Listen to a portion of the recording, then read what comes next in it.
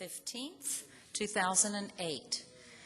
And we have a slight change in our agenda due to some conflicts.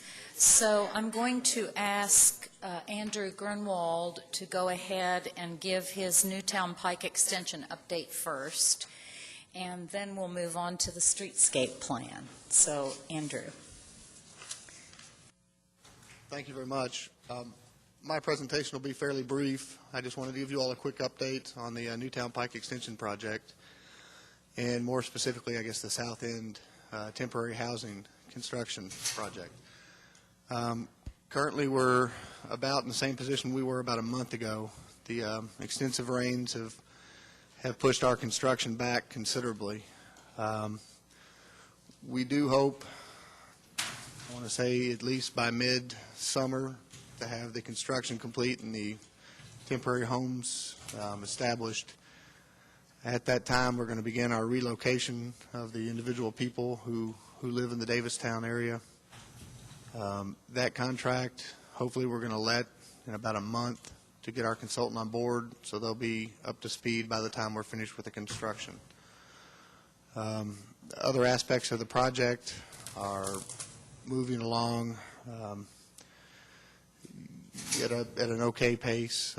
The work on the bridge, as well as Phase 4, that's from Main to Versailles Road, is still ongoing. We are waiting for right-of-way fund authorization to begin buying the right-of-way from Main Street to Versailles. That's basically the authorization from the Kentucky Transportation Cabinet. If anybody has specific questions, I can. Council members, this is page 95 through 97 of your packet. Are there any questions for Andrew? Councilmember Beard.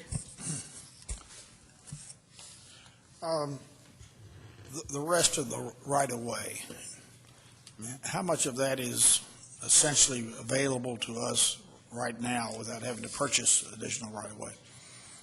The rest of the right-of-way are From Versailles Road over to Broadway? Very little of the right-of-way. You mean is not being utilized now, or is already in the? It's not being utilized now. Aren't we relocating part of the park and doing some other things that in that right-of-way that? Yes, sir. The park itself, the South End Park, is approximately 5 or 6 acres. We currently have that right away. That's where we're building the temporary construction area. Other areas, if I think I understand your question correctly, we are going to purchase some abandoned railroad line. That property is not being utilized right now, but it is not in our control. It's still in the control of the railroad companies. Besides those 2 parcels, I think there's 2 other parcels that the Kentucky Transportation Cabinet owns. And with that said, I think that's all the property that is in the government control. Okay, thank you. Do other council members have questions? All right. Thank you very much, Andrew. Yes, appreciate it. Thank you.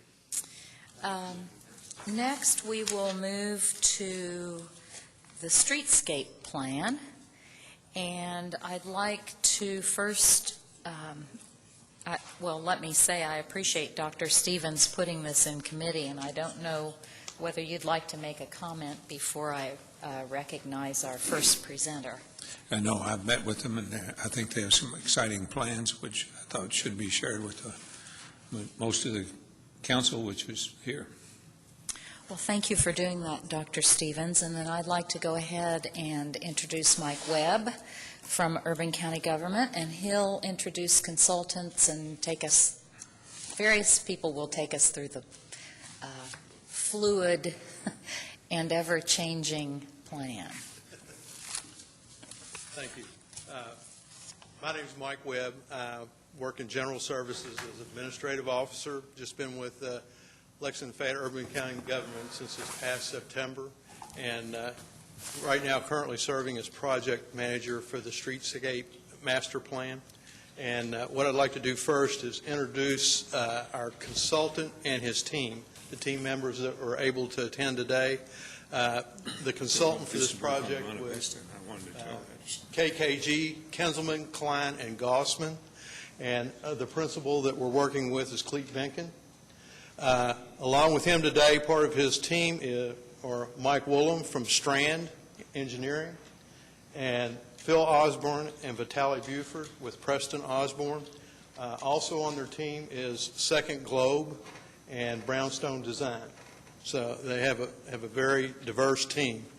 And just to bring you up to date, and we certainly appreciate the time that you've granted us today to share what we've done so far, what our consultant has done so far on the plan, streetscape plan. But what we contracted with KKG for was basically 4 phases. You could break it into 4 phases. We're really in the first part of that plan right now.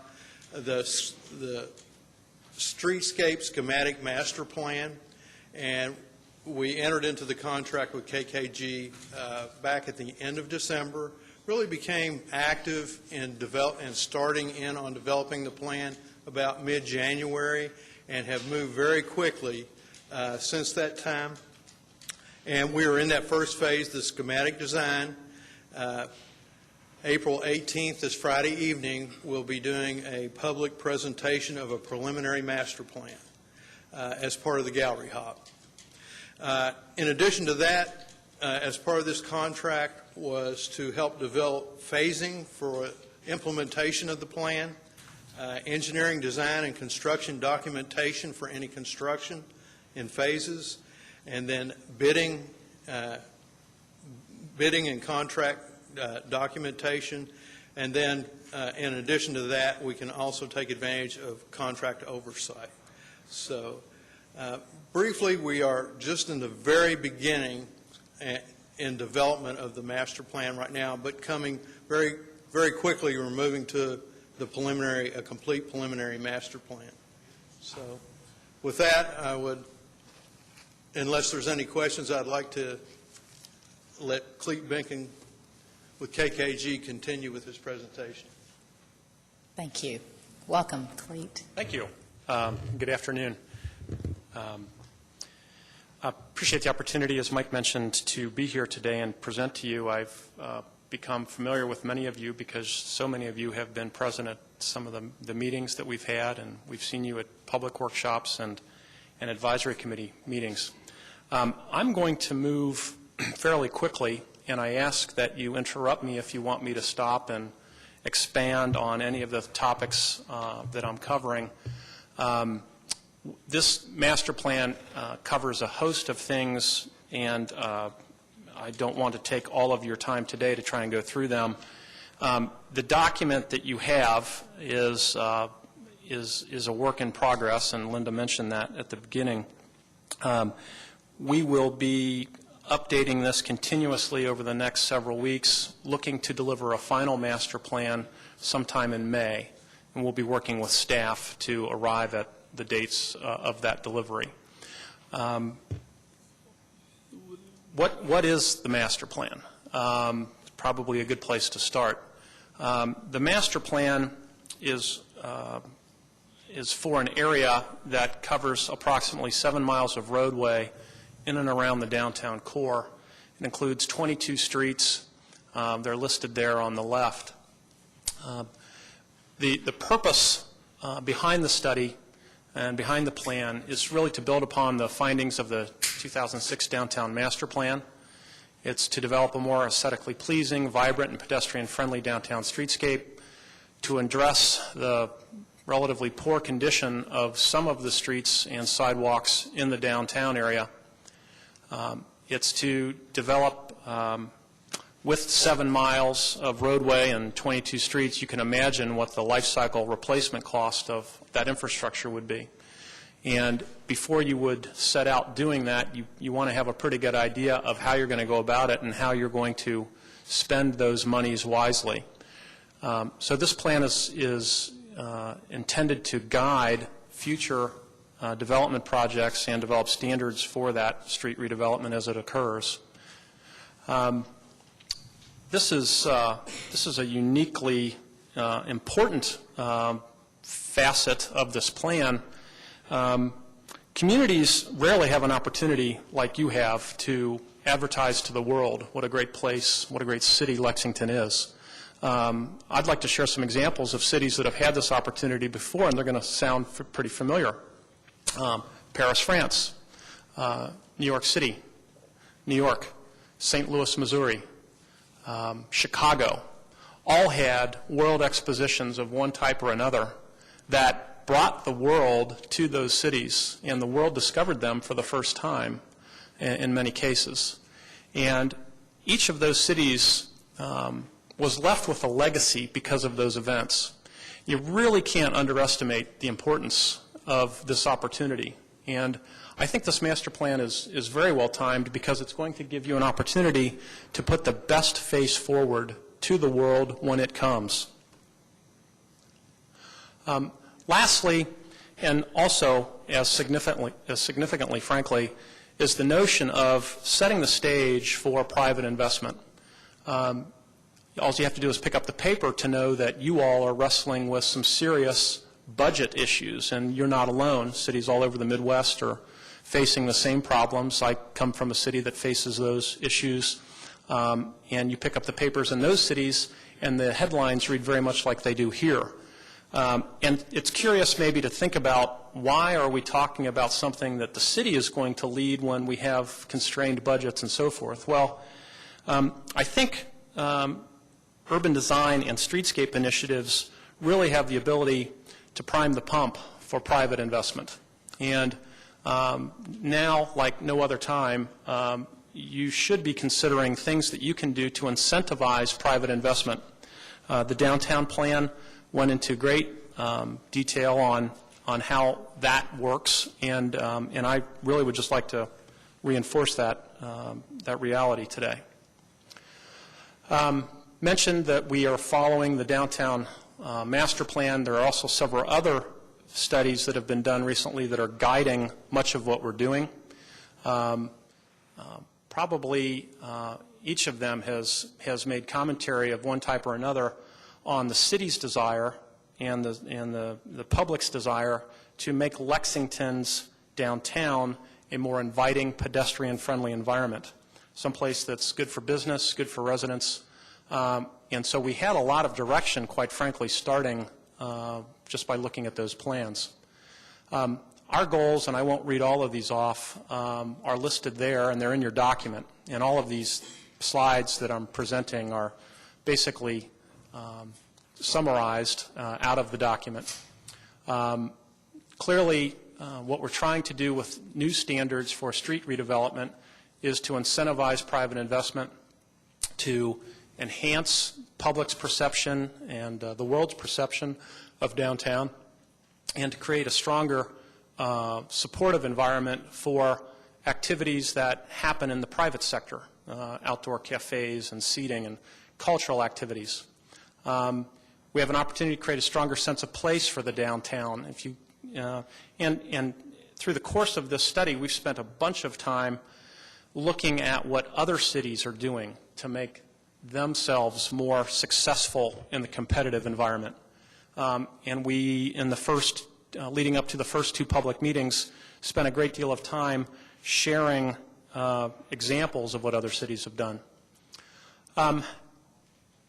I've mentioned at the past two public meetings that if the city simply replaced the curbs and sidewalks within the area that we've talked about, you could expect to spend over $20 million over the life cycle of those improvements. And that life cycle is 20 to 30 years, basically the life of concrete.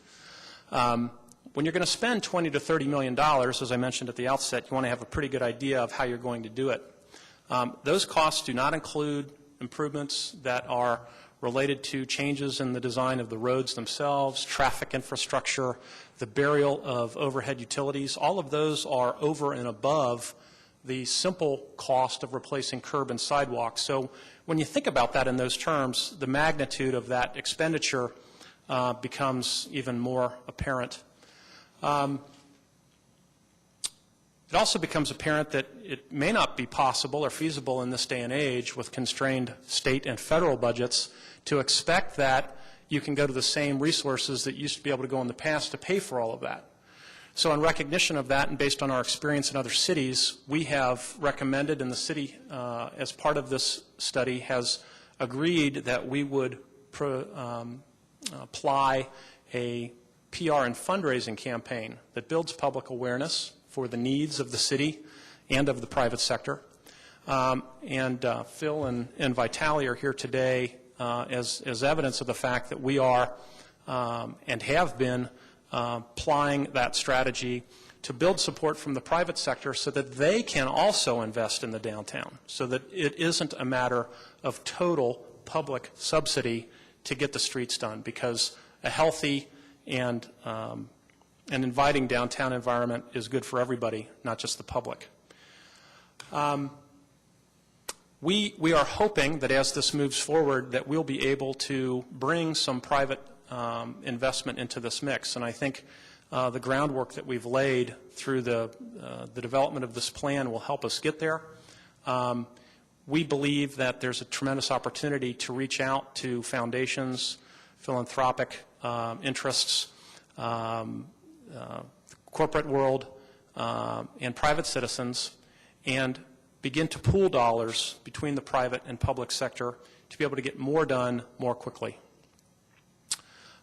This is kind of a placeholder on the schedule that shows where we are. We're delivering the preliminary master plan report to you today, and we'll be delivering the same on Friday at the Gallery Hop.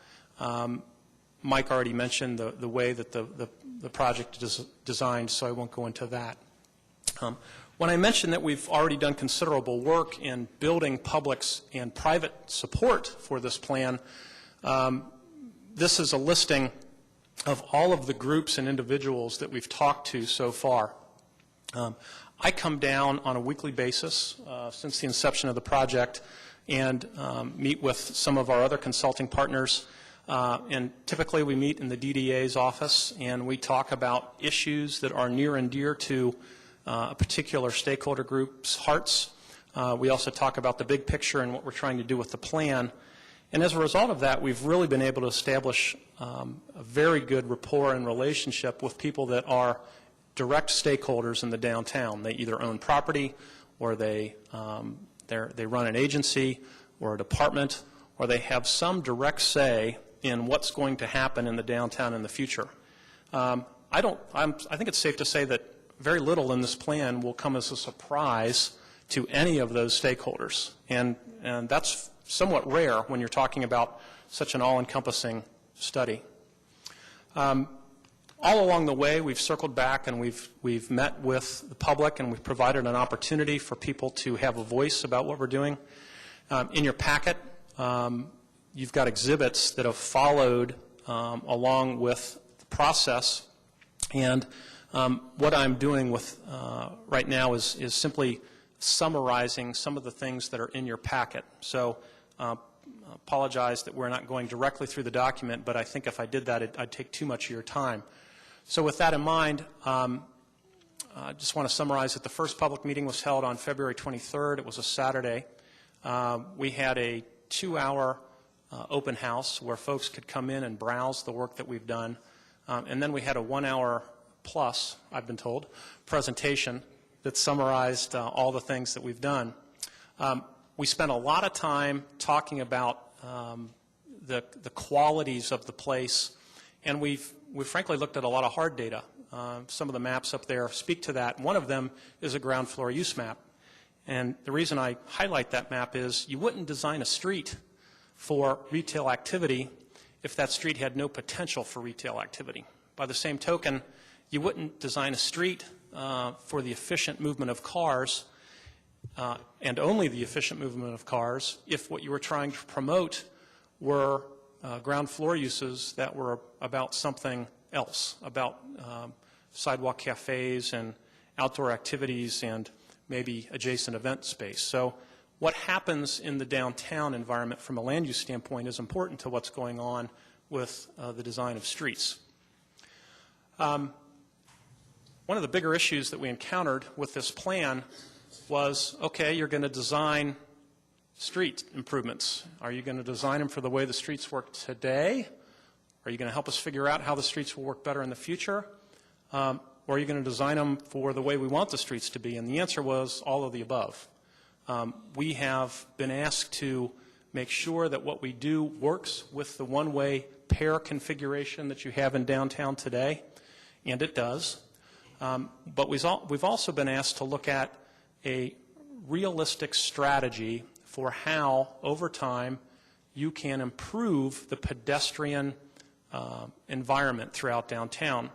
And I believe strongly that you have tremendous opportunity, and I speak for many of my teammates when I say this, to convert your one-way pairs to two-way. And I'll go into how we reach that determination over the next couple of slides, but suffice it to say that that's a question that you've all been asking for the last 40-something years.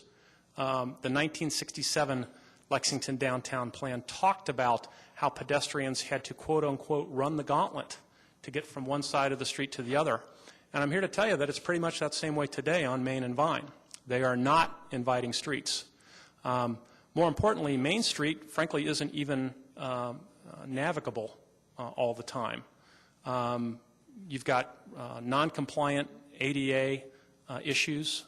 You've got curb ramps that aren't friendly to people in wheelchairs or people that have disabilities. You've got clear zones that aren't clear for people in wheelchairs or people that are sight impaired.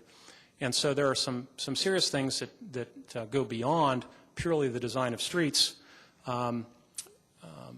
But all in all, what are you trying to do? Whether you have one-way streets or not, you're trying to promote easier user orientation. Two-way streets are better for that than one-way streets. You're trying to slow the pace of traffic, and two-way streets generally are better for that than one-way streets. You're trying to improve storefront visibility and patronage. You're trying to get more dollars out of the real estate that you have in downtown. You're trying to get a higher contribution. You're trying to get a higher quality of life, quite frankly, out of those streets. And so two-way streets are better for storefront visibility and patronage. This supports that kind of activity. And lastly, you're trying to prioritize the pedestrian because people want to live in downtown. They want to work in a place where it's convenient and safe to get from their car to their place of business or to their restaurant or to their retail destination. And so there's really good reason to be thinking about what you can do over time to convert the streets to two-way. Cities that are currently considering or undergoing that conversion are listed there. I won't go into that. When we think about two-way streets versus one-way streets, we thought it would be helpful if we put it in layman's terms. You read some of these reports that are done by traffic engineers, and with all due respect to our consulting partners that are engineers, our eyes glaze over sometimes when you look at that. But to put it in simple terms, traffic moves like water. And the more we can remove obstacles to that movement, the better traffic is going to flow. So one of the thoughts behind this conversion strategy is let's remove restricted movement intersections. Now, before you begin to do all that, you better be careful because phasing is pretty important. You wouldn't want to do it all at once. You need people to be able to acclimate. First of all, before you even thought about doing that, you need to conduct the studies that are done, that need to be done to ensure that the design of those streets in the future will accommodate all of the things that need to be accommodated. And you need to build a basic consensus. The last thing you want to do is create a public outcry that says, why are you doing that? It's not tried, it's not tested. One nice thing about some of the things we're talking about is it can be as simple as repainting streets. Now, when you get to signal infrastructure, there's more of an investment there. But it can be done in an incremental fashion where you do build public consensus for the strategy that you're undertaking. That's what the header of this next slide says. Basically, do it incrementally. Do it with the recognition that you're going to be lessening travel demand by some things that you already have underway. For example, the rolling trolley, the more prevalent use of bike transportation, the completion of the Newtown Pike extension. All of those improvements or all of those initiatives are going to change traffic patterns in the downtown, and it's going to make it easier for you to apply a strategy that begins to convert these streets. We recognize, and you need to recognize, that anything we do needs to be basically blessed by the Transportation Cabinet. They're the source of the federal dollars that come in and maintain those streets. Any street that touches one of the state routes, and Main and Vine are both state routes. Broadway is a state route. Part of Limestone is a state route. All of any changes that we make to those streets have an impact on those state routes. And there's something called the level of service concept, whereby the Transportation Cabinet will be disinterested in making changes that reduce the capacity of those streets to carry traffic. So I think that, and it may come as a surprise to some, but we're saying that you don't really want to do things that are going to reduce the level of service on those streets. And as a matter of fact, you'd go so far as to suggest that you really don't want to convert Main and Vine. There's just too much traffic on those streets today and even in the near future for us to recommend that you convert those streets. The others is another story. Here's a map. Anything in red is a one-way street. The gold circles represent an intersection that has a restricted turning movement of some type. There are only, in the downtown area, as represented on that map, 14 intersections that have completely unrestricted full movement. There are 50 that have restricted movement. If, however, you began a phased conversion strategy, and in this slide, let me back up a little bit here. In this slide, the first two to be converted would be Short and Second. You'd move up to 25 intersections with full movement. If you converted Limestone and Upper, you'd be up to 35 full movement intersections. And if, lastly, you converted High and Maxwell, you see how many black streets there are versus red streets now. And you see graphically that there are a lot more options for people to make turns toward their destination. And in a nutshell, that's the basic idea behind a conversion strategy. Give people more options. Give people a way to circumvent a backup where it might occur. And there's more detail about that strategy in your packet, and I encourage you to read it if you haven't already. How did the public feel about these thoughts that we're thinking, and what do they feel? How do they react to some of these notions? Well, we created a survey that we've passed out at each public meeting, and we've gotten a very good response. At the first public meeting, we had over 50 attendees, 27 surveys were returned. 2 out of 3 respondents from the first public meeting lived in downtown or in an adjacent neighborhood. Over half of the respondents worked in downtown, and 70% owned property within the area. We asked them questions that really spoke to quality of life issues and talked to investor perception, whether that's an investment in a home or a commercial property. For example, one of the questions was, how important do you feel the following are for improving the downtown environment? And we said one of the questions was, should we use sustainable design practices? Is it important to improve sidewalks and curb ramps? One of the questions was, should we convert neighborhood streets from one-way to two-way? Of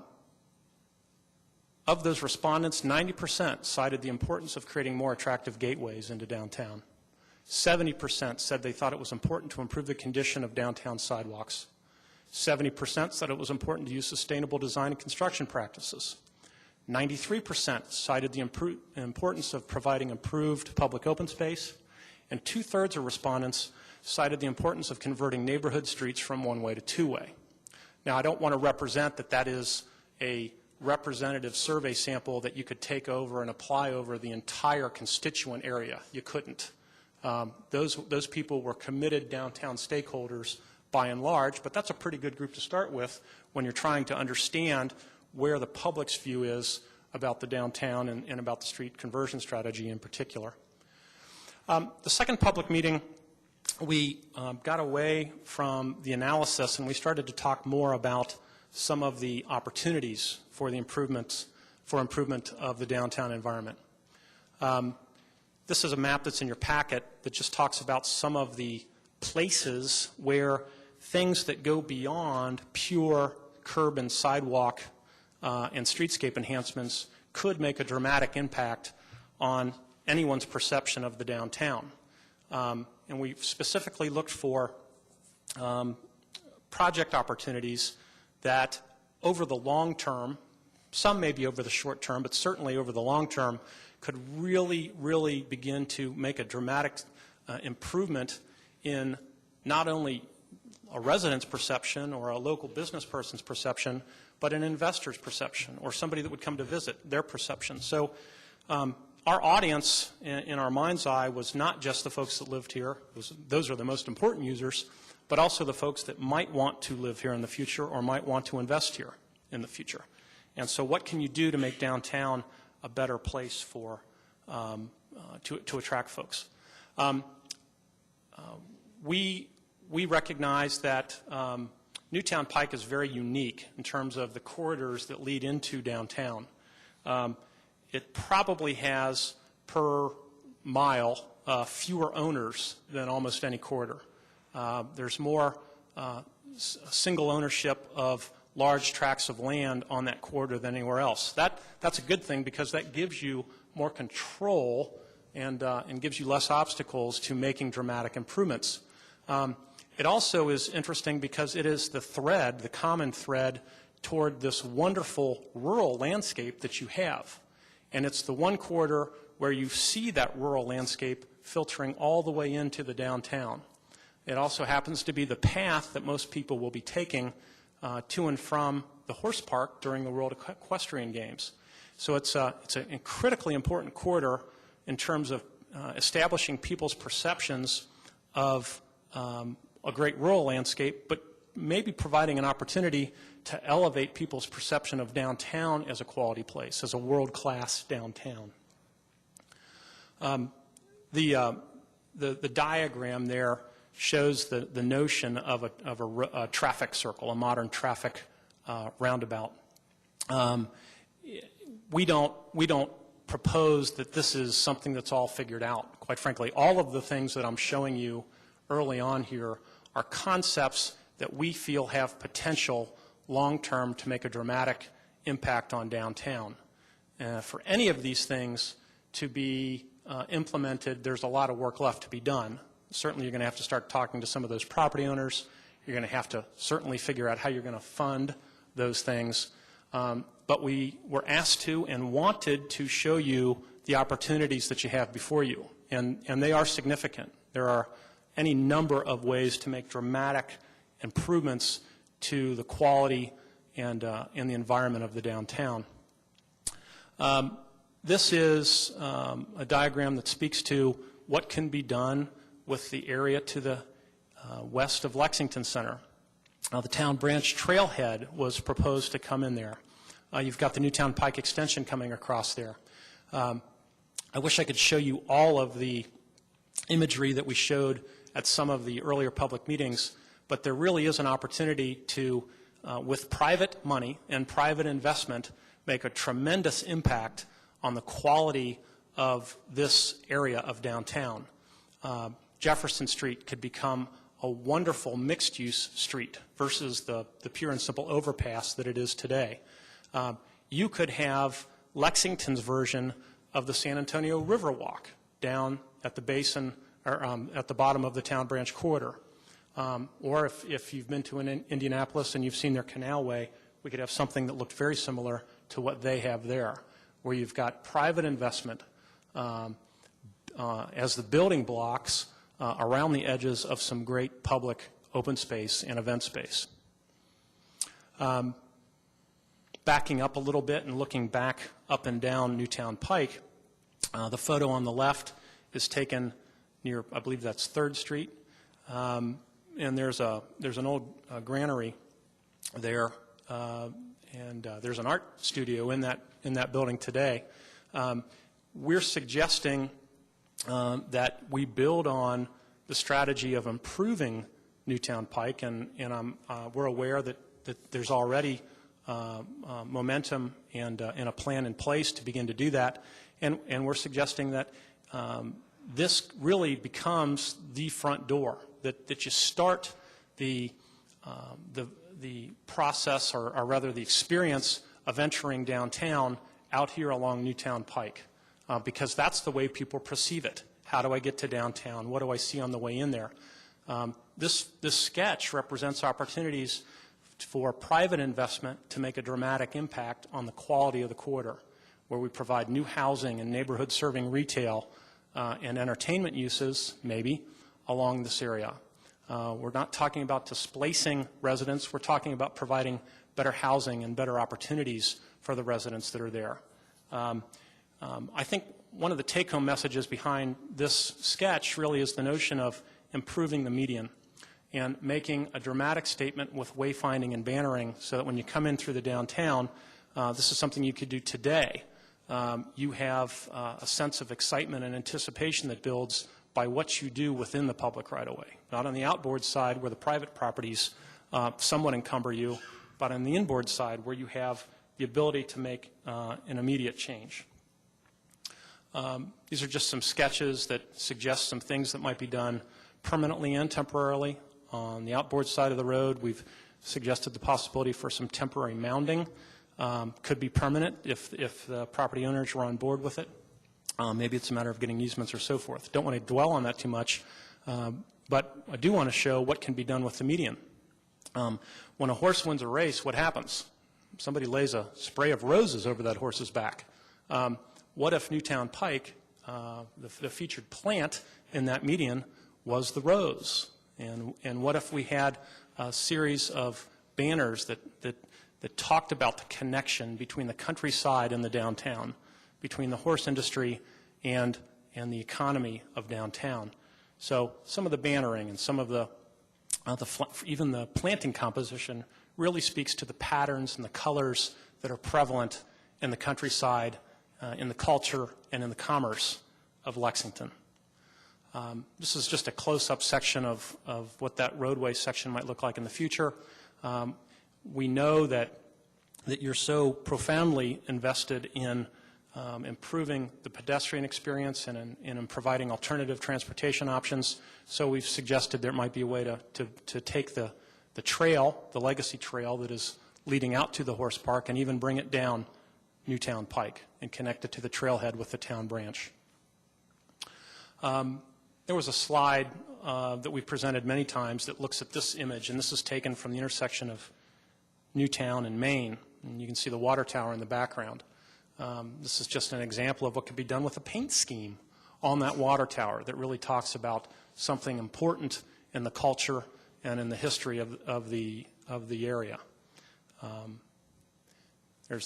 don't know why we put it in that sequence, but there it is. When you get to the intersection, I showed you the diagram of the modern roundabout. Well, here's what that might look like. And the inspiration for this idea came from Columbus Circle in New York City. I mentioned before that we looked at other places as examples of what could be done.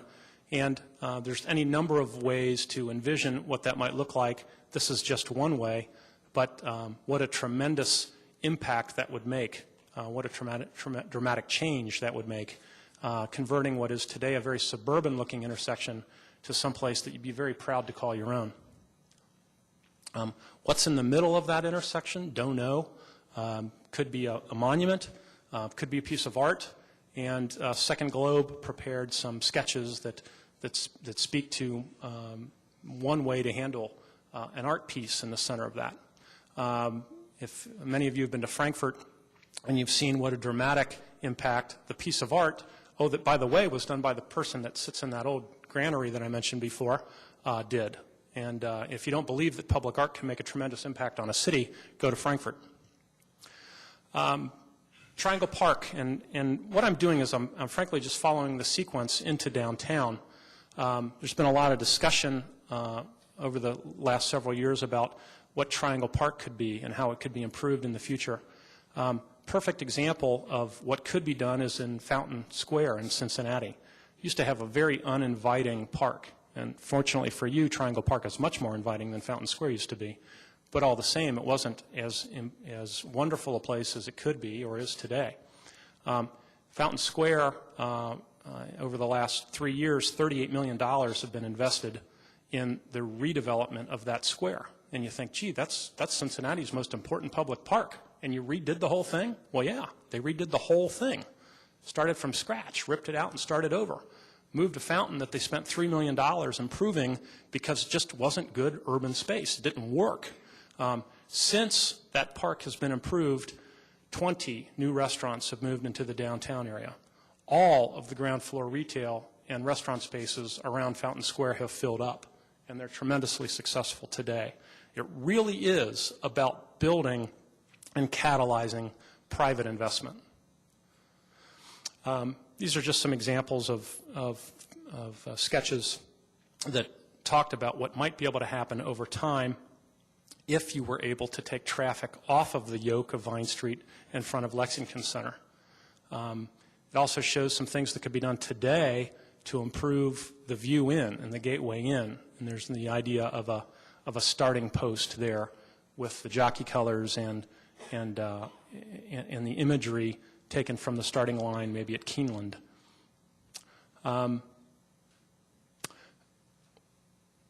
We have, of late, begun to spend a lot of time looking at what each and every street is going to look like. And we've created what we call typologies or prototypes, because with 22 miles of street, you really can't design every lineal foot of street. So we've categorized your downtown street network into 6 basic street types, and we've begun to look at ways to improve those streets. Here at Main Street, we've recognized that we're going to have a one-way street in the near term. It's not going to be a two-way street. There's too much traffic. But there are things we can do to really elevate the quality of that street, to reduce the street section, to reduce the pavement width, to take traffic lanes down from 12 and 13 feet down to 11 feet. It's fine for traffic flow, moves cars just fine. To maybe eliminate a lane of moving traffic during non-peak hours, during basically when it's not rush hour in the morning or the afternoon. One of those lanes of through traffic is converted to on-street parking.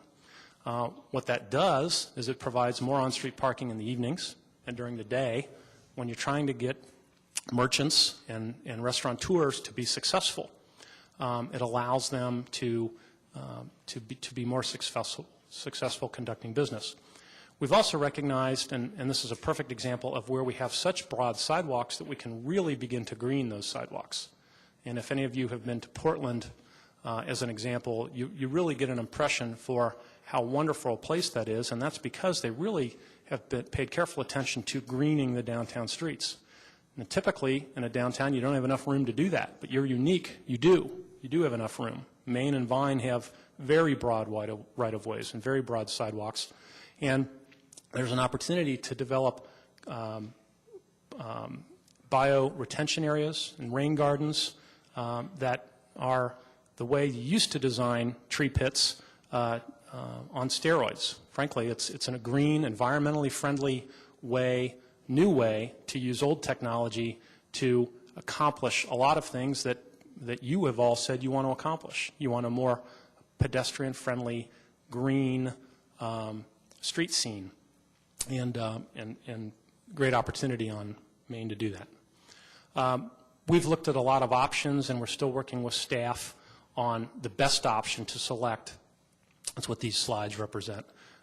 There's an example in the lower right photo of a rain garden that's taken from the Pacific Northwest, but that same technology will work here in Lexington, Kentucky. We've looked at ways to improve the accessibility of intersections. We'll be looking at standards that may be a little different than what you have today, because we want to be current with the best practices for ADA compliance. So, for example, we're looking at audible pedestrian crossings, and we're looking at blinking lights in the crosswalks so that cars know when a pedestrian is in there. There's any number of things that can be done, and those are all cited on these examples. You also noticed there's a photo of a pylon there with a scale figure standing next to it on the right. That's a wayfinding icon that really draws inspiration from some of the great limestone masonry work that you have in the city, and you have it in spades. This is a concept for the linear park, the downtown plan a few years back. indicated that there was tremendous desire to have Vine Street have a completely different character and maybe have a park space that runs down the center of it. Well, the lower plan there shows some red lines, and those red lines represent that culvert that you see pictured in that historic photo on the top of the slide. And it would be very, very expensive to modify or encroach upon that. And that and the fact that Vine is going to remain a one-way street caused us to think a little differently about how that linear park would work. So on the aerial map in the center, you see some green dashed lines around where maybe that linear park could be in the future. This is what Vine Street looks like today, and I apologize for the darkness of the slide, but it's a very wide street.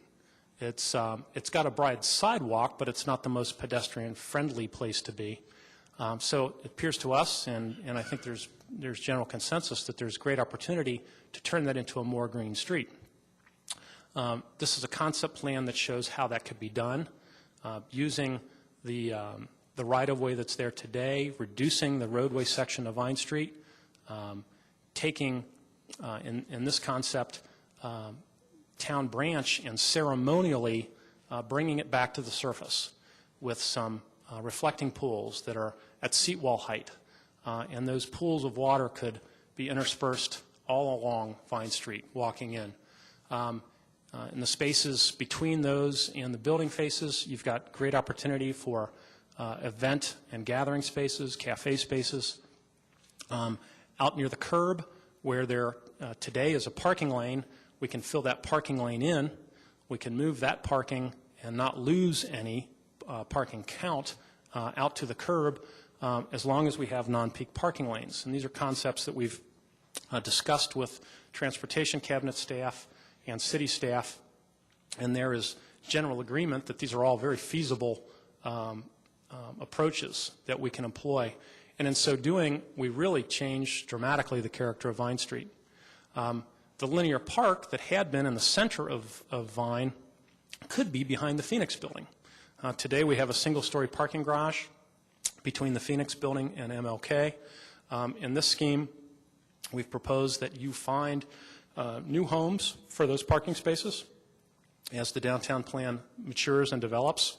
The parking authority has said that those spaces that are in that garage today may be available in the garage in the condominium building that's adjacent to it, and in the transit center, and in some of the city garages. So there is the ability today to decide to take that garage out and turn that into basically park space. The purple blocks that you see there are suggestions for putting tenant spaces on the ground floors off of Water Street and off of Vine Street, and letting tenant space that might be retail or restaurant face onto a new urban park. And the basic idea is you've got Cheapside Park, you've got Triangle Park, and those event spaces and public open spaces have a dramatic impact on the economic potential of the lease space around them, and this is that same notion. Let's take public space, turn it into great public open space and event space, and elevate the potential of the lease space around it. What that might look like is represented in this sketch. You can see the before photo on the upper left. Basically in this scheme, the parking lane is filled in. It becomes a rain garden. The promenade connects all the way up along Water Street. You can see the reflecting pool. There's no blue in it today in this sketch, but there will be in the future, and you'll be able to see where that is. And then you've got a private project on the left where we're representing ground floor retail, restaurant, and entertainment uses. What might happen below the street might be radically different than it is today. We could have bioinfiltration areas, I mentioned that, but we could also have rainwater collection and storage, where we're treating some of the stormwater that right now runs untreated into Town Branch. We can maybe use some EPA and consent decree dollars to help fund that. And we create a more inviting place. We help fund the streetscape replacement by being creative about how we use public monies and dollars that are they're public. They're not funneled through the city, but they're public all the same. We might be able to actually irrigate the plantings that are out along the sidewalk in so doing. You've got some wonderful, absolutely wonderful public spaces in downtown, but if you're not from downtown, you don't know what they are and you don't know necessarily how to find them. And we have made suggestion in the downtown streetscape plan that the wayfinding can do a better job of that. This is a sketch that looks at what might be able to be done with the Cheapside area to make that a more successful and contributory open space and event space. And there'll be more detail about that in the plan. Talked about the typologies. These are, I'm moving now into street standards, getting away from some of the project opportunities and talking about what can be done in the future. And I'm going to move really quickly through this because I want to give you ample time to ask me questions. But we looked at what's there today. We're looking at what we want to have in the future. We've looked at the design of streets and the alternatives for them. And right now we are working with staff to arrive at the best possible solutions. And we've cited some examples from other places. We're looking at what those standards for sidewalk improvements will be. Will there be brick? And if there will, where will it be? What about the concrete? Will it be saw cut or scored or tooled? And it seems mundane to be talking about that, but all of that has a cost implication. What might they look like? These are just some examples of the materials and the assembly of materials that we're considering right now. We do not recommend that you apply the same thing all over downtown. It begins to look too homogeneous, and we want to support a unique identity in different districts. And so where you have entertainment uses, you might look at more elaborate or refined materials, and that's what these slides suggest.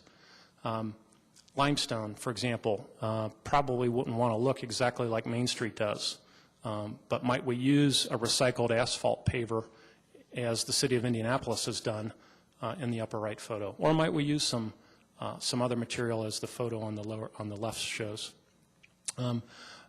Don't want to get into wayfinding too much today. I'm just going to quickly flash through this. But I do want to make comment about, frankly, what's a lack of visual excitement in downtown today that is directly attributable to the sign ordinance that you have. That slide in the lower left is from the 60s, as you can tell. And you look up and down the street, and there were some fine examples of signing. Those are museum pieces today, if they were still around.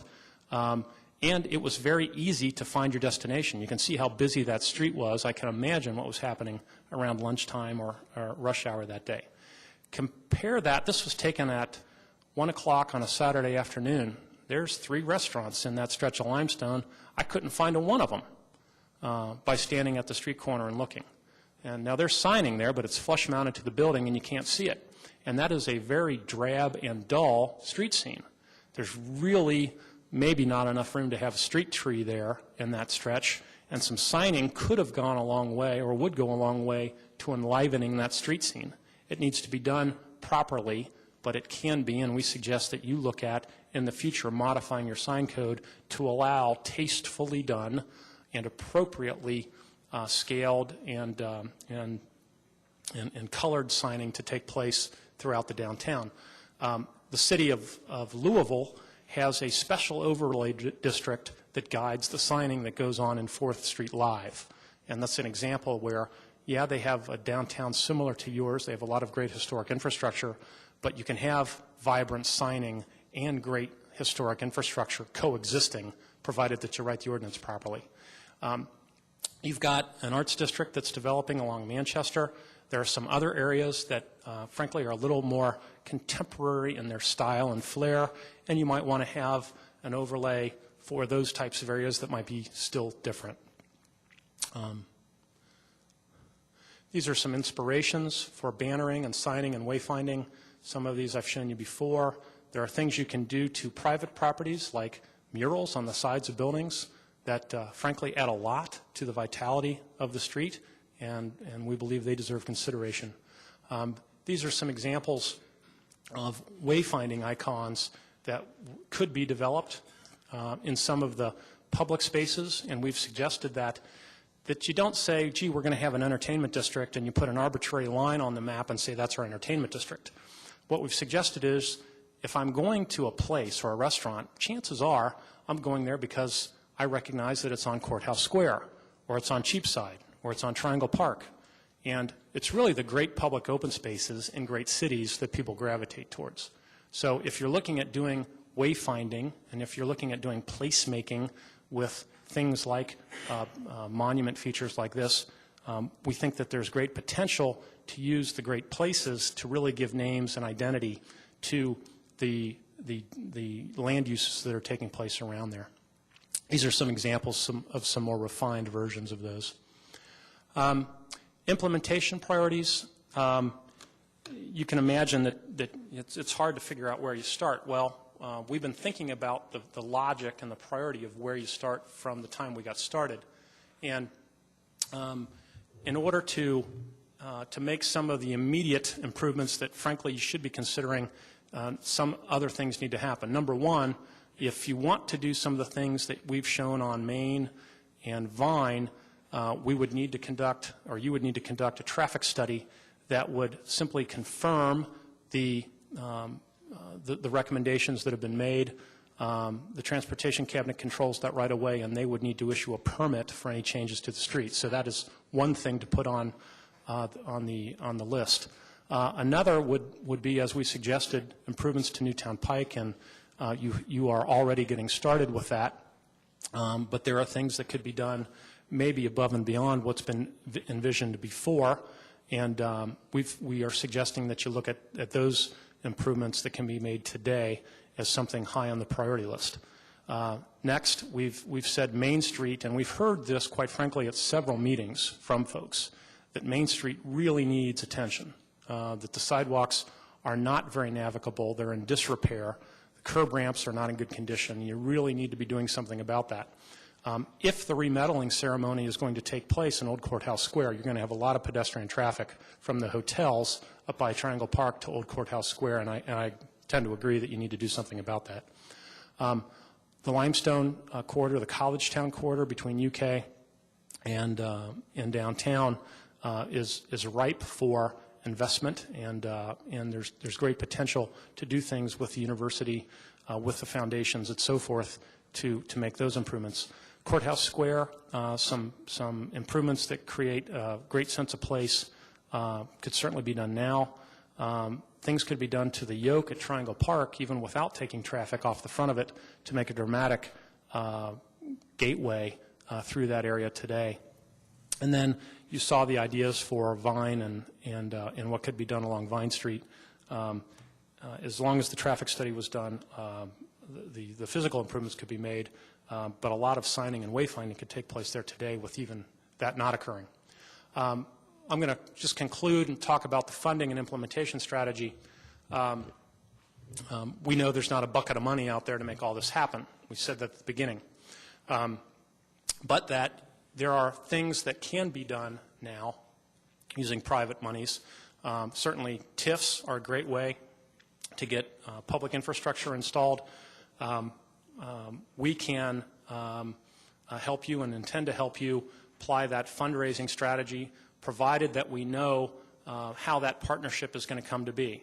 And we're encouraging you all to think about what the city can do to participate in that public-private partnership. Let me back up. Oops. The vehicles for financing aren't just public, but I'm going to start with those. You have municipal road funds, state and federal appropriations, T21, transportation enhancement financing, block grant monies, municipal bonds. If you can back bonds, you might consider funding some of these improvements with those. We mentioned the EPA route and what we could do with federal dollars and through the consent decree. Tax increment financing is probably the one here and now thing that you can do if you have projects that are taking place in certain areas. Maybe more for maintenance than the actual installation of infrastructure. You could be using special assessment or management districts. You have that tool available to you here. And certainly through the PR and fundraising campaign that Phil and Vitali will help us implement, we can seek out private dollars. There's a copy of the plan here. If that's too small to read, we can certainly provide copies to you. I don't know if that is actually in your packet. With that, I want to thank you for allowing me to deliver such a long monologue, and I apologize for that, but would certainly welcome your questions. I think it was very nice that you could give a pretty thorough presentation. Council members who have questions, if you'll log on. And so before we go into questions, I would just say we need to start buying our lottery tickets.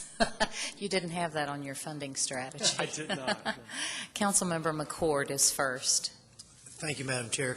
Thank you very much for all the work that you've been doing and certainly been hearing about pieces and parts of that, but it is nice to have almost an hour's worth of detail for the time you've been working. As it strikes me, this is possibly the most important economic development activity that we can do, seeing how in a 21st century economy it's about place and it's about creating a vibrant downtown, and so this is possibly one of the most important activities that we can do to generate the type of city that is, I guess, nice to live in for those types of folks who we want to attract here and keep here to create those jobs. So it's a whole lot more than tearing out some sidewalks and getting rid of pavers and so forth. So it seems like to me that the most important aspect of this whole thing is this PR campaign. It's great that we were privy to 45 minutes of detail, and Councilmember Stinnett had to leave a little early, and he kept saying, this is so exciting, this is so exciting. I think that there's a lot of misconception out there. There's a lot of stakeholders who, for one reason or another, don't know all the story and don't see the bigger picture. And so can you speak to me, or maybe Phil, if you want to, tell me a little bit about how you're going to roll out the PR campaign and where we go from here and how this body can help? Okay. I'll take the question first and then turn it over to Phil.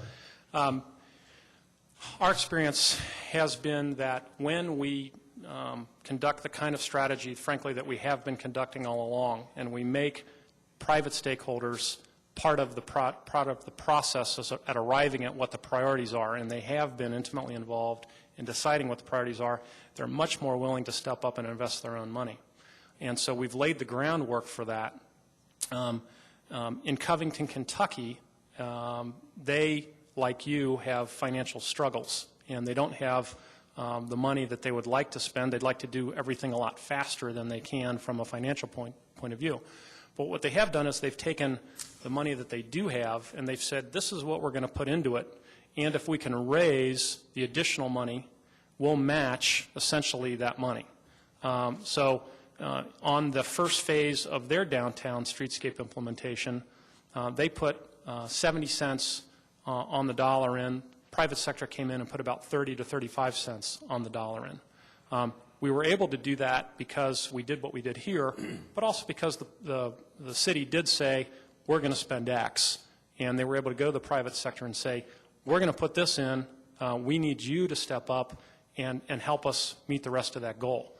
And when you begin to have those discussions, you find out pretty quickly where you're going to be able to leverage private money. And that begins to inform where the phasing is going to occur. Because if XYZ Corporation is willing to step in and through their foundation or through, if it's a bank, through CRA money or whatever, put money in, it begins to help you align where you can apply monies. So if you had some private development projects taking place on a given street and you had a little money to put into it, you could then go to somebody else and say, geez, we've got almost all these dots connected on this street. Can you step up and help us fund it so we can connect all the dots? I think that's what's one of the things that we would be looking at. Phil? Just to amplify a little bit on that, embedded in that previous slide was kind of a layout of what the PR and fundraising strategy is going to be, and it basically follows typical formula. When you're doing any kind of fundraising project on a capital campaign like this, or hospitals, churches, whatever, there's a study phase, a decision phase, and a solicitation phase. So in the study phase, we're going to go to the key stakeholders with some of this information. and then we'll make a decision about what the capital construction cost is going to be. If it's 20 to 30 million just to replace sidewalks and curbs, we're not going to raise that out of the private sector, period, end of discussion. So we have to enhance it so that the private sector is going to take some pride of ownership and step into it. Now, with that being said, you know the challenges we're facing, too. We've got a bad economy right now. We've got competition from the games. It's a blessing and a curse because they're going after the same kind of sponsorship dollars. But once we get the stakeholders in the room and show them the scope of the work, lay it out so they can see it, they can take some ownership of it, then they step up and we see exactly what can come out of the private sector. It won't be 100% out of the private sector, though. Well, again, I think this is absolutely critical to the future of our town, 20 and 11 and beyond. And so I would say that absolutely whatever we have to do to make sure that the PR is done right and done off the chart is really what needs to happen. And I applaud Phil and Vitaly for all that you've done so far.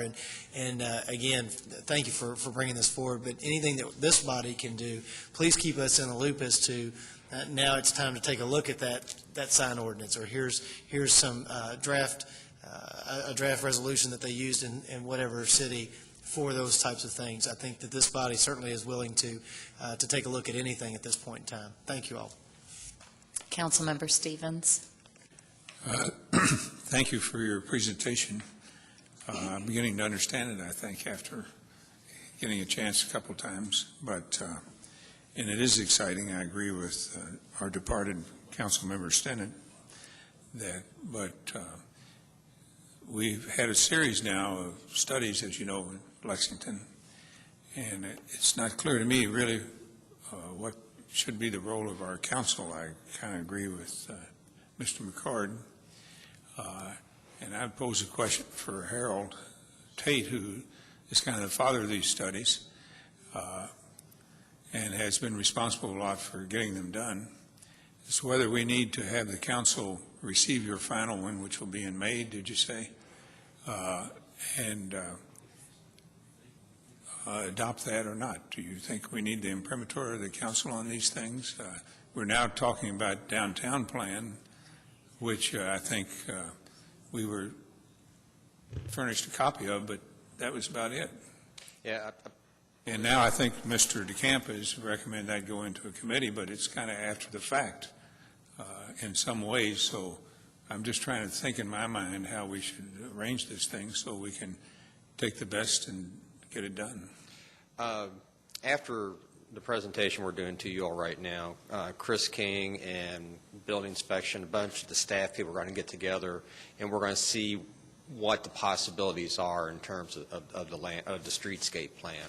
So I think it's safe to say at this moment, is there an answer? No, but we'll be coming back to you with some suggestions in terms of how this could be implemented, what's the best way to do it.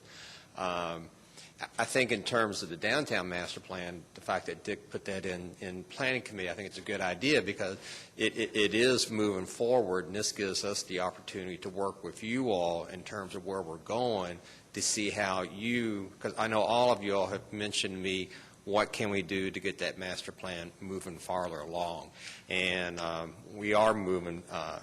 13 out of the 16 recommendations are ongoing right now. So this will just give us the opportunity to work with you all, and I think cohesively we'll all be able to decide what's the best strategy for us to move ahead on that plan, and then we'll be coming to you all with some recommendations on the streetscape plan as well. Well, I would suggest that having the council educated as to what's in the plan before we start implementing it would be better than going one at a time as we knock them off. And since this plan's not completed yet, the purpose today, Dr. Stevens, as you and I were talking at the last public meeting, we felt it was important that we bring as many of the council people up to date in terms of where the plan has gotten to this point. It is not finished at this time, but this allows you all the opportunity, as well as the public, time to comment to us and to KKG so that they can make any of those changes appropriately before we have the, quote, final product. And I would certainly include in the report what Mr. McCord suggested, and that's cities in which you have knowledge about previous plans which have been implemented, because we need we need to understand how that's done.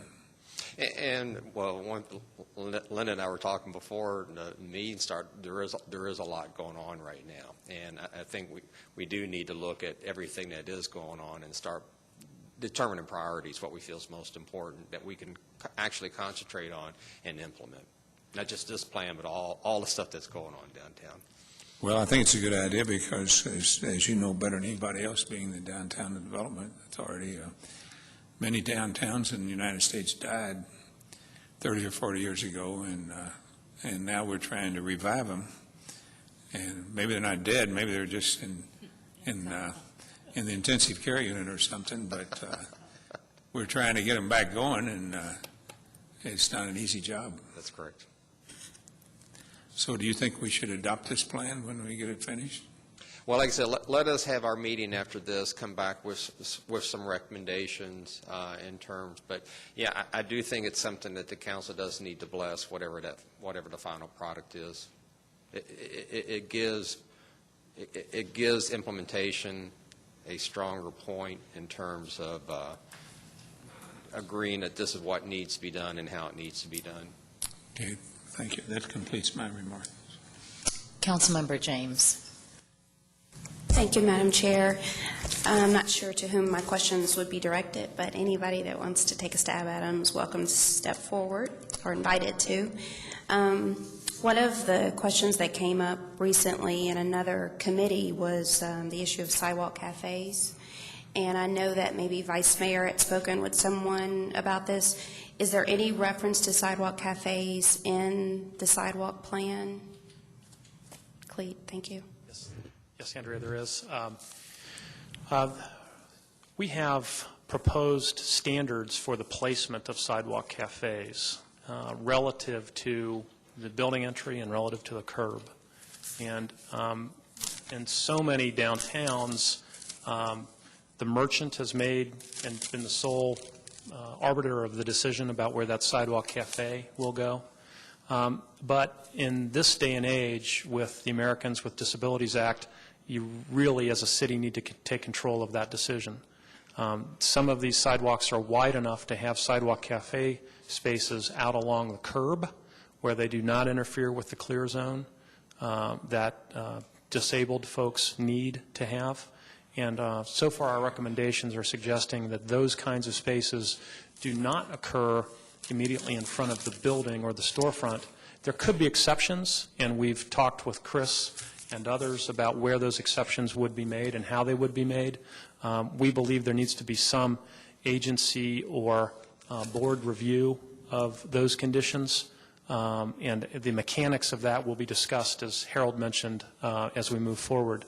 But the downtown streetscape plan will be making recommendation for how those kinds of spaces need to be addressed. Okay, and before today and before this meeting that you're going to have you had building inspection included in on the conversations as you develop this plan?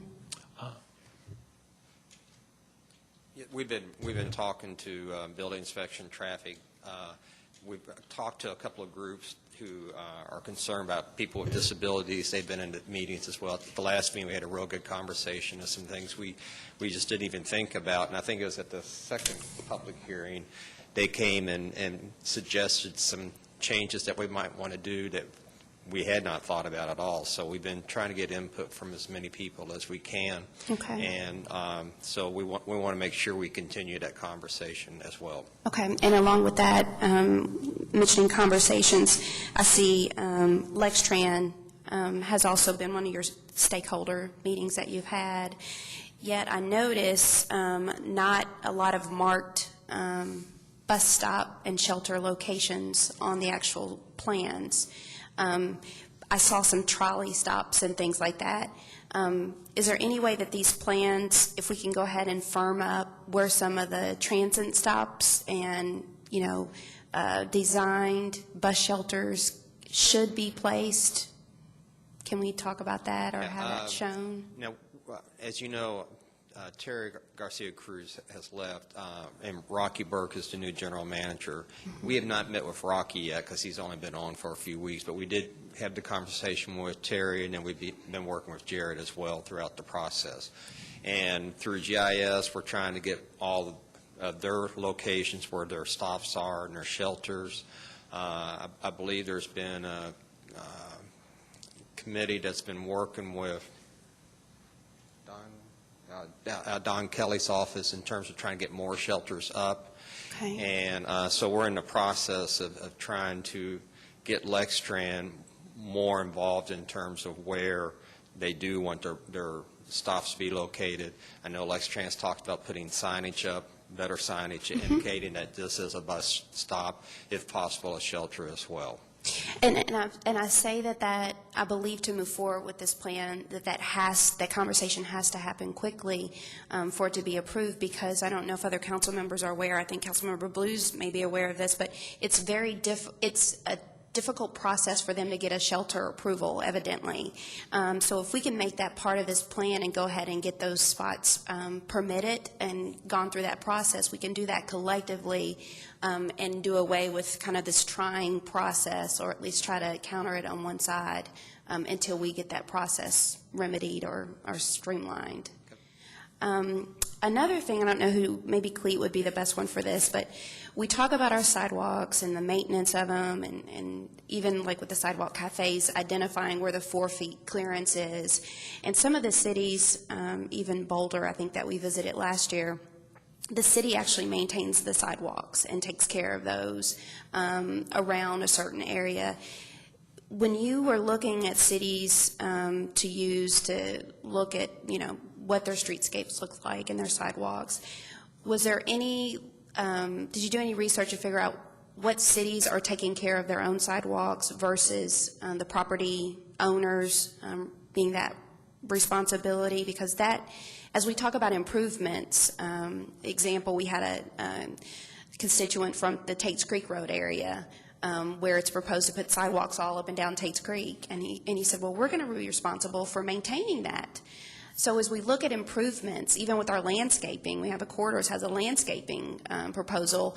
That landscaping goes in, it becomes the expense of the property owner to maintain that. I could see where people would be a little bit fearful at a streetscape design, thinking about hitting their pocketbooks.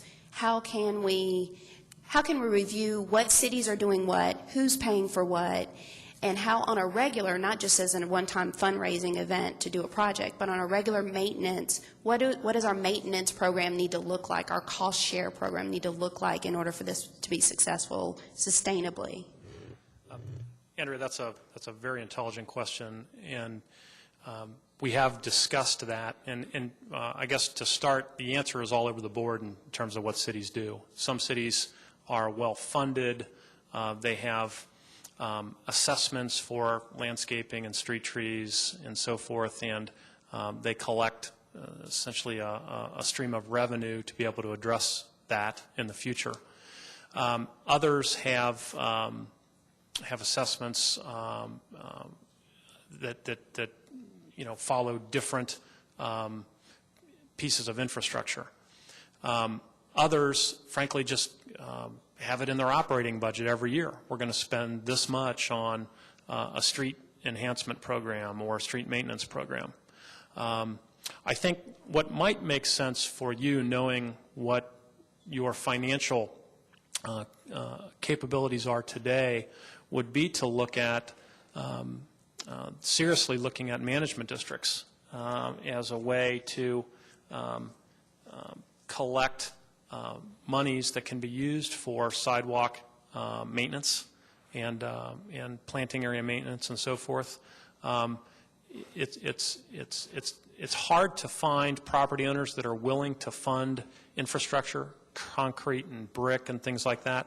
It's easier to find property owners that see the value of having those sidewalks swept and the trees watered and so forth. So it really gets down to human nature and how people like to be treated. And merchants tend to like the city to deal with the infrastructure, and they're much more willing to deal with the ongoing maintenance of that infrastructure.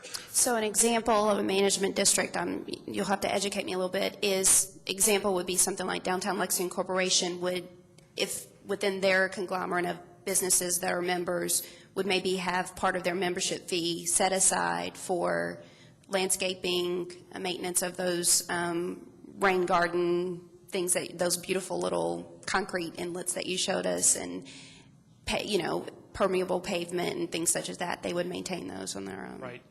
The way I understand it to work here in the state of Kentucky is that a management district would be based on essentially a vote of the property owners in a given geographic area. And you have to have a certain amount of participation. What the exact percentage is, I don't know. And they essentially vote to levy themselves. They create a fund that they pay into on an annual basis or a quarterly basis or however they set it up. And those funds are used for the contracting of services or activities. Okay. Thank you very much. Let's see if I had anything else. I do have a list that one of my constituents, he says he did a non-exhaustive review, and if exhaustive is 2 pages, then I can't imagine if he delved into it. But I'd like to share, and I'll give you a copy of that, and I'll share that with all committee members as well. There were just some probably oversights and some things that aren't illustrated properly on the maps that were part of our packet today. Things like non-identification of historic districts and Transy going over one additional block rather than where it is. There's some things that he felt like needed to be addressed or probably corrected for history purposes and for the sake of the public record. So I'll hand you that sheet and share it with other committee members for reference. And there's a couple other questions on here too. If someone from your staff would be willing to communicate back with him, that would be wonderful. Otherwise, if you want to communicate back to me with responses, I'll be happy to forward those. Thank you for your time. Thank you. Councilmember DeCamp. Thank you, Madam Chair. I'd just like to delve into one specific matter which I'm involved with. I'm chairing a committee on news racks, which are horrible in our city. You can sit at a restaurant called La Lucy's and look out the window, and there are 15 of them lined up in front of our new courthouse plaza, and that's just one of the bad examples, but there are many more within the area of which you are focusing on. And we're sort of at a standstill now as far as the committee, because there are 2 things that we are hoping to get from you, and I'm just bringing these out so we can get this information from you.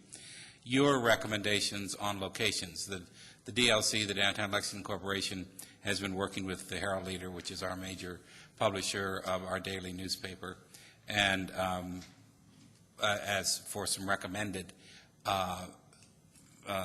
spots in downtown for the distribution of newspapers, reducing the number that are there now.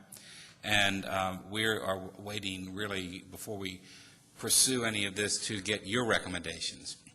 So I hope that we will get this very soon. We have decided that the best way to go are corrals, and I know that you all are going to design some sort of corral which would be put at these locations, but we would also like your recommendations as to other design standards, vis-a-vis the corral, what goes in. I mean, should there be a design standard, or in your estimation, not that we could demand this at this point, but I think it's going to help us when we get your recommendations as to design standards of those distributing machines and so on and so forth. So we're ready to go. We've drafted an ordinance based on several cities of ordinances that we've gotten on the news racks. We feel that this is something we could go ahead with. Maybe not have the corrals at this point, but if we have a specific number that go in the corral, that we now go ahead and just follow that specific number, if we can, and wait for the corrals to be built at the appropriate time. And if we had you recommended locations, I think we could go ahead pretty quickly and pass an ordinance, which would, I think, in the meantime, waiting for all this to happen, could be a huge step in beautifying the area as it exists now. So we're ready to go. We're waiting to present something to the intergovernmental, I think it's intergovernmental that we're a subcommittee of, and then hopefully bring something to the council. I don't think we have to wait till we get the new sidewalks in. We can begin to get people to begin to understand that there are locations and there are going to be a limited number of newspaper distribution machines within a certain area. So I think it's something we could go ahead with, and I think would at least be taking a positive step forward. But we need more information from you, and the sooner we get it, I think the sooner we can go ahead and at least take a step in that direction. Councilman, we have, I believe, finally gotten to the point where we understand the configuration that, or I guess the preferred configuration for sidewalks. And it's not, we didn't spend a lot of time elaborating on it in the current draft of the plan that you have, but we do have recommendation for how corrals would be sited, the orientation they go in, and by the next time we get together, and I would like to suggest that Mike and you talk and set up a meeting where we could go through recommendations for the placement and configuration of those corrals. Thank you. Look forward to it.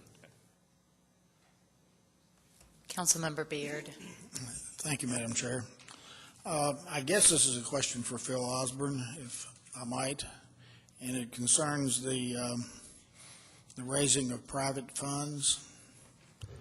And I've done a quick inventory from memory, I guess, of Main Street and Vine Street between Midland and Jefferson, and I can't come up with $60,000, let alone $6 million. With as many public buildings as there are, the way things seem to be going right now as far as the Webbs are concerned, I can't see them throwing any money toward anything right now, to tell you the truth, and that's almost 2 blocks of Main Street. Are you going to cast, or are you thinking about casting a wider net? I think we have to cast a wider net. Given the look and feel of what the streetscape project's going to bring to downtown, there's going to be a strong tie to the equine industry. So, you know, we need to look outside New Circle Road and perhaps engage some of the folks in the equine industry to put some of their donor dollars into the downtown project. That's one of the things that we'll do as we go through this investigative or information finding process, is see where those dollars may be. There may be foundations outside Kentucky. There may be a consortium of banks that pool their resources rather than donate individually. That's what we have to find out during the investigative or information gathering before we pronounce exactly what our goal is going to be. That being said, I would add a caution. We did a similar, it was actually a park project in Danville-Boyle County a few years ago where in the course of the feasibility study, we determined that we could raise $2.2 million in the private sector to match city and county funds to build the park. So we got a little cocky and set the goal at $2.5 million. Then we had the dot-com bust. We were fortunate enough we still raised over $1 million, but didn't get anywhere close to the 2.5 we projected. So the economy, again, I continue to bring that up, is a factor that is going to influence this, not just, as you point out, the number of public buildings downtown. Thank you, Phil. Councilmember Blues. Thank you, Madam Chair. Clete, I guess this is a question for you. I know that this study, as you've carried it out over the past several months, has been contextualized in terms of certain developments that are in progress, like the Newtown extension, the Town Branch Trail, and so on, and also those that are under discussion. You mentioned the Vine Street linear park and how that might be reconfigured in terms of one-way, two-way street discussions. What I'd like to know is how, if in any way, does the Centerpoint discussion figure into your study? Well, I apologize that I am not knowledgeable really about the Centerpoint project other than the controversy that surrounds it. I will say that TIF dollars are an excellent target for how street improvements can be made. Mm-hmm. And taking the qualities and the context of the proposal out of the equation for a minute, one of the most desirable things about the downtown plan, as I read it, was the notion of having Vine Street become a true Main Street, a walkable pedestrian street. And I frankly think that that can be accomplished any number of ways. It might be an opportunity, that project, to begin to accomplish some of the things that you've been trying to do to change the character of Vine Street from what is essentially today almost a highway into something that feels like a real downtown street. And I understand that there's a ways to go to be comfortable with the qualities of that project, but the notion of ground floor commercial and retail and restaurant space is very, very complementary to the kinds of activities that could happen along that street. While I have the mic, I'd like to also comment on something that was just asked of Phil. I don't want to leave you with the impression that the PR and fundraising campaign is the silver bullet that's going to solve your ills, or that the TIF would be the silver bullet to solve all the ills. At the end of the day, what you're going to have is a master plan that will be useful to go to your state and federal representatives and say, we need some help to get where we want to be. We want our fair share of transportation monies that maybe aren't coming to you today. And I think from our experience, it's going to be important that there be some public participation in order to secure the private participation. So thank you for letting me add that in.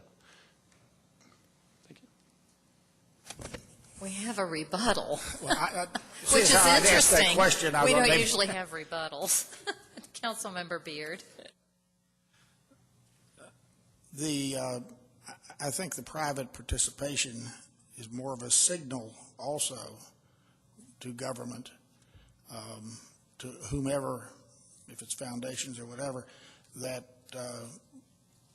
we have our head screwed on right about this whole thing, as opposed to this is a bright idea, let's jump into this, and here's another bright idea, let's do that.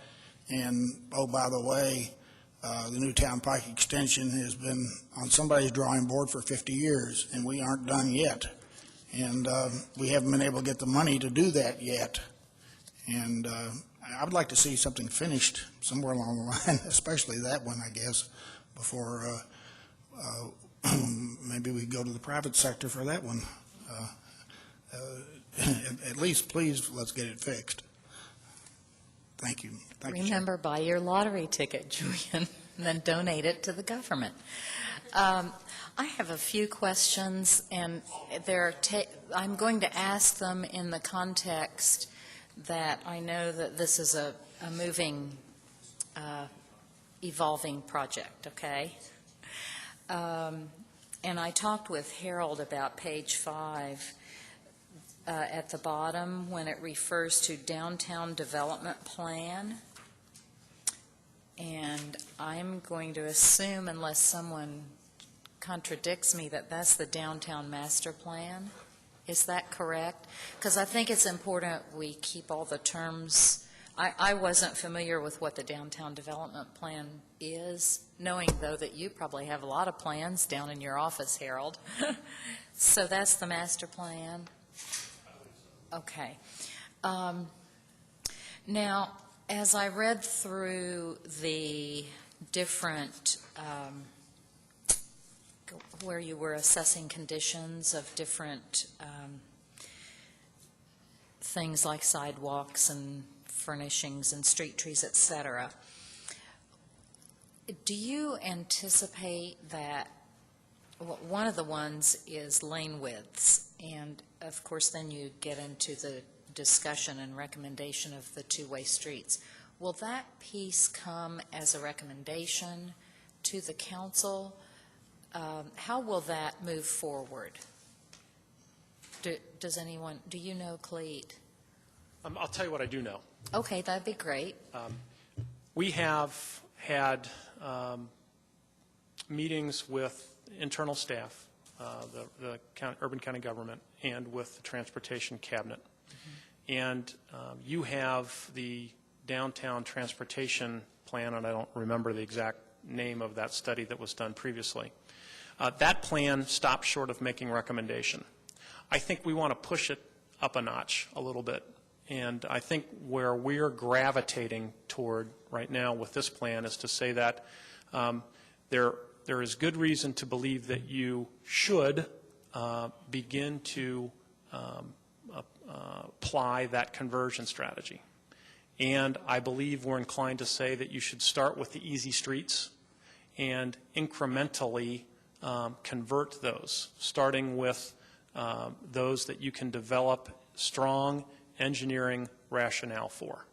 And in order to do that, you're going to have to conduct a supplemental engineering study that looks at the individual, frankly, it's on a case-by-case basis. You're literally looking at each intersection. And you're saying, you're asking an engineer to look at what are the turning radiuses and what's the signal timing, and will this intersection have a left turn lane or will it not, and what's the stacking distance, and what is the impact on the best design of that intersection on all the other intersections. So it really does get down to that level of detail before you can say, this is it, this is where we're going to do it. The first thing you as a council, though, need to say, and I think I'm safe in saying this, you probably need to have a comfort level with advancing that strategy. And I don't think we're asking council or anybody with the city to say, yes, we want to unilaterally convert the streets. We want to wave our magic wand and say, make it happen. I think what you do need to weigh in on is whether or not you want that process to begin. Mike, is that your How will that come forward to us? Some of us, by the way, are old enough to remember the two-way streets in downtown. Well, at least two, maybe three of us. I wouldn't want to look at anybody in particular up here, but we remember two-way streets in downtown Lexington. I'm Mike Woolen with Strand Associates, for those of you that don't know me, but I did want to mention that we, as part of this process, we have had meetings with representatives of the Transportation Cabinet, and I think in Cleet's presentation, he mentioned that anything that we would do relating to several of the streets, which are, in fact, U.S. highways, as well as some of the streets that intersect those streets, would require interaction and involvement of Transportation Cabinet, District 7 staff in making the proper decisions on things like lane widths, storage lengths for turn lanes, all the things that would go into developing, a cohesive strategy for a conversion. They would be a big part of that process. And I think to Cleet's point about, your all support or in wanting to initiate that, they would have, once you make that, if that were the will of the council or the will of the people, so to speak, here in Lexington, we would need to develop what I would call a kind of a strategy to go forward with that issue so that we engage the proper people along the way and we perform the necessary studies and basically demonstrate that this can be a positive thing for our downtown community. So it would be a process and would be something that would have to be backed up by a good sound engineering practice and judgment. So right now, there's not really anything we need to pursue on that. I mean, we don't know yet. We know about the 50 people that Cleet said were surveyed at the one meeting, but we don't know what the will of the public would be, or do we? Have you surveyed Fayette County on this, or? We have not had a countywide survey. We simply have surveyed the people that have attended the meetings. Okay. Linda, I think the easiest answer is to say one of the recommendations is to go ahead and authorize the study of Main and Vine as one-way streets, but as streets that are on a diet, as we like to say. And that means that we would still need the Transportation Cabinet's permission to make the changes that we have recommended in the plan. And that's the first step, quite frankly. It's something that is important to you all, or so we've heard, And in order to be able to do that and to take that into implementation, you're going to have to conduct that study. I think it is worth your debate and discussion as to whether you want to take that one step further and also look at including the conversion of short and second in that. Because we have heard from the Transportation Cabinet that there's really not much standing, and from Urban County government staff, that there's really not much standing in your way from converting those streets. And the best thing you can do is develop a case history and a track record for the successful conversion. And quite frankly, if it doesn't go so well on those streets, you might change course. But I don't think we would suggest that you be forced into making a decision on the conversion of all of the streets until you've got a track record of success with the first conversion. But I think it is it's an easy recommendation to say, go ahead and conduct studies on those first two pairs.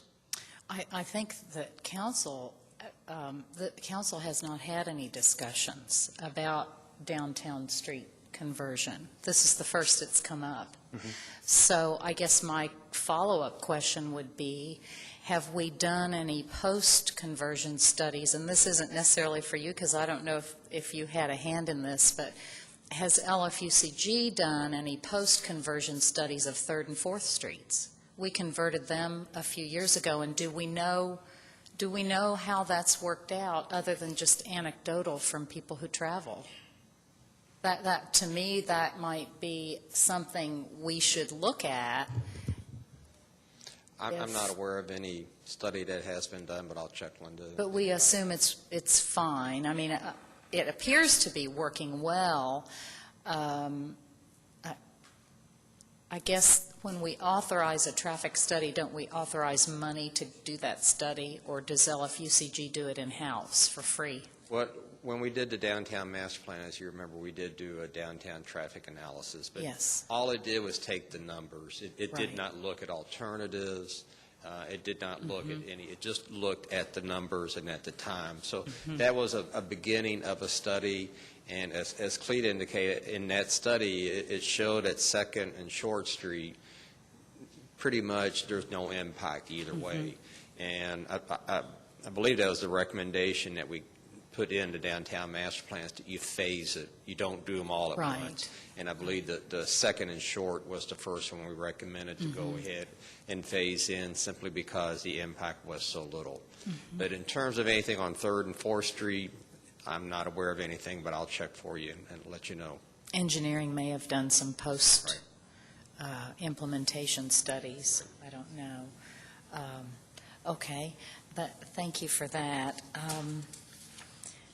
Well, I guess my other question would be, going back to that again, is how to get the public input on that and on two-way streets. Yes, Harold? I guess that'd be one of the things that the council would have to determine, if that's, a direction that you want to move in or not, and if it is. I will say that when we were doing the downtown master plan, comments were fairly quiet until we got the one-way versus two-way conversion, and the emails did come in. Well, I will share that with you. It does stir people up, and I think that I'm going to look at Phil now, the PR person. One of the things I think that people say is that, well, the purpose is to slow traffic down and to make it more pedestrian-friendly, and bike-friendly, which is a really good thing. But then for those people who don't want to come downtown, if the traffic slowed down, it becomes an issue. I think that's what I know those are things I've heard. And so I don't know how you... Linda, I'd like to comment on that. Okay. I think there's good empirical evidence out there that two-way streets are generally easier to turn into good commercial streets, into storefronts that generate revenue. And I don't think there's folks even in traffic engineering circles that would debate the desirability of two-way streets for commerce, okay? Safety is another issue. But we like to tell the story that in the 50s and 60s, traffic engineers designed ways for people to get out of downtown quickly and efficiently, and they did a very good job of it. And we're dealing with the legacy of that today. We're still having a hard time making downtown successful. And I think that the more that you do and the more you're willing to do to say to people that are thinking about investing here that we want to do everything we can to make it business-friendly and people-friendly, the more successful you're going to be. I think we can come out fairly strongly in this plan and say that there are alternatives to take two one-way streets, Main and Vine, and make them much better one-way streets for pedestrians, and that's something you should do. By the same token, we think that you should be looking at, seriously looking at, and we favor the recommendation, and as we move through the discussions with staff, we'll firm up recommendations. But as we sit here today, we're leaning toward what the plan says today, that there's good logic for implementing that strategy, and that strategy will inform you as it plays out as to how that's working. Okay, I appreciate that. Phil, did you have a comment? Yes, ma'am. Just one comment to add. Unrelated to this project, we are assembling a group of different stakeholders that will be conducting a public opinion survey about issues specific to downtown, and the one-way, two-way conversion is going to be a subject that will be discussed with that. So we'll be in a position to share that with you in maybe 6 weeks. Okay, that's wonderful. Clete, could you, I had one more question about, that had to do with, it has to do with lighting. This is just kind of maybe an off-the-wall question. In your discussions about street lighting, did you discuss street lighting versus sidewalk lighting? I was recently in a city where their street lights are actually lighting the sidewalk, so they make it pedestrian-friendly. Yeah, well, we have the happy circumstance where the pedestrian, the decorative post lamp that you have along Main Street and Vine Street today also serves as for lighting the carriageway, for lighting the traffic lanes. And those being the widest streets, if it works there, it's going to work pretty much everywhere else. Now, I'm not a lighting designer, but KU is basically saying we're comfortable with providing the level of illumination. And so I think what you see today is what you'll see in the future. Okay, I think that's great. And then, let's see, I had one more. Oh, you may have talked about, did you mention how much money Covington, in here on page 9, you mentioned Covington and Cincinnati had the curb and sidewalk replacement. How much of that were they were pretty big numbers, were they able to generate through private funding? Do you know offhand? I don't know what the city of Cincinnati generates, but I do know that the city of Covington generated about 30% of what they've invested so far out of the private sector. 30% was private, okay. And then my last question has to do with the outdoor dining. Councilmember James asked a cafe question, and I was really curious about your thinking and the discussion on why it is you would put diners next to the curb. I think of a lot of cities where I visited, and the diners are usually next to the restaurant. And it seems awkward to me that, wait staff would be carrying food through the walking space of the pedestrians. Well, and I'm not sure I understand that. If you look at the shopping center industry, as an example, okay, and you go to some of the newer lifestyle centers, you'll see that they are essentially duplicating downtown shopping environments. And what they're doing is they're building recesses into the facade of the building to allow that outdoor dining to take place. Not even they are pushing it out into the middle of the sidewalk, because at the end of the day, they want shoppers to be able to move from one place to the next conveniently, without interruption, safely. And so if you have conditions where you can accommodate sidewalk seating up against the building face, but it's not jutting out into the clear zone in the sidewalk, no problem, go ahead and do it. and you can design those situations to occur that way. But in a downtown where you have to accommodate more than just one merchant, you have to accommodate the safe and efficient movement of pedestrians that maybe don't go to that restaurant. We're saying that it's a very acceptable standard that's used in other cities to simply move that sidewalk cafe space out toward the curb, maintain the clear zone between the storefront and the cafe space. So what cities are doing that, putting the outdoor dining near the curb? Can you think of any off the top of your head? Sure. It's happening in Cincinnati where I live. It's happening in Columbus. Okay. So I just want to make sure I understand. We would have the cafe, then the walking space, then the diners, then the curb, then the cars. Okay. I find that really odd to find that the cars would be zooming right past the diners. It's common practice. Strange. They'll be going slower, I know. Okay, well, thank you very much. Councilmember James had another question. I did. Just one last question. You said that on April the 18th, this Friday, you'll have, what will you have on display on the 18th?